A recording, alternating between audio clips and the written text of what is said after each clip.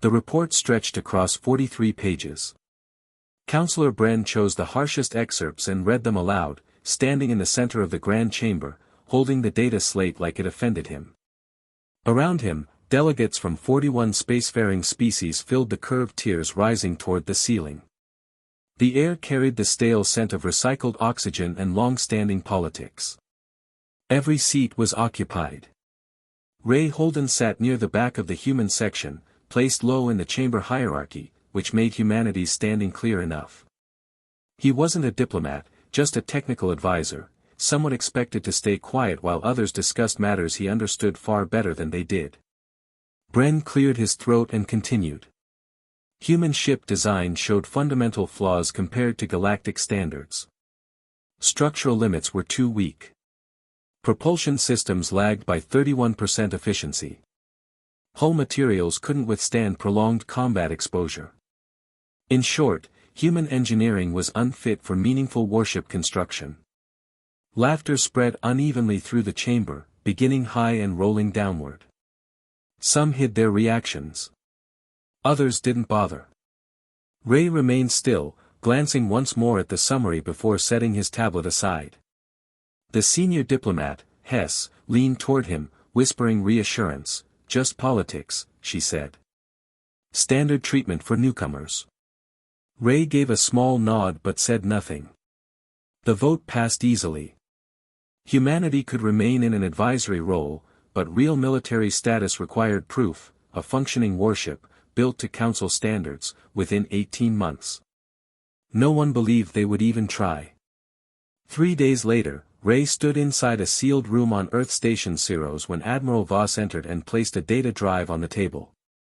He looked worn, like a man who never truly rested, and skipped formalities. "We've had designs ready for 7 years, Voss said. No approval. No urgency. Now we have both." Ray picked up the drive. "How complete?" "Enough. We need someone to lead engineering. Someone who can turn plans into a ship that flies, fights, and survives. The Council says it's impossible." "I know what they said." "Good," Ray replied calmly. "Just making sure we're clear what we're proving wrong." The dry dock they secured sat at the edge of human-controlled space, small, exposed, and never meant for military builds. But it was available, and that was enough.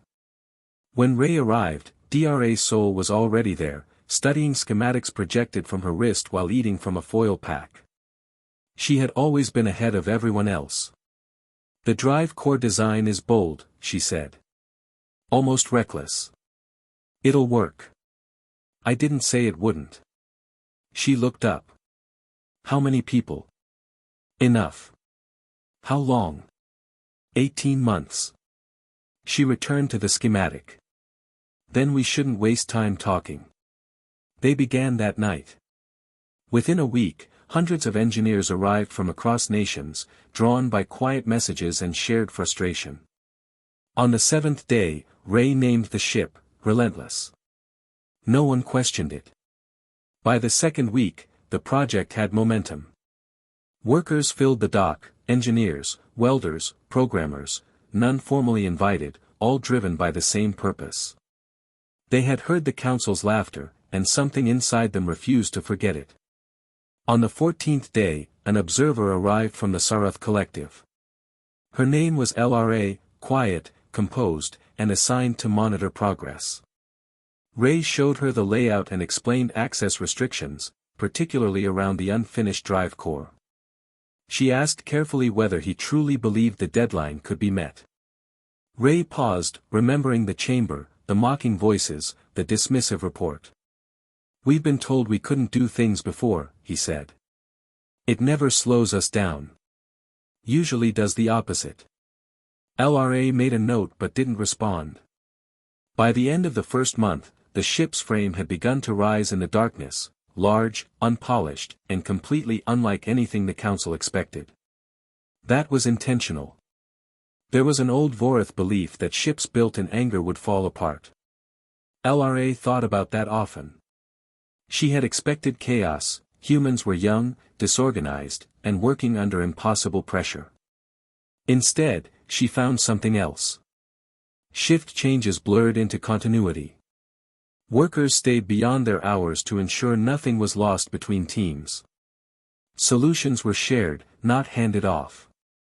What she observed didn't fit neatly into her understanding. So she wrote everything down anyway.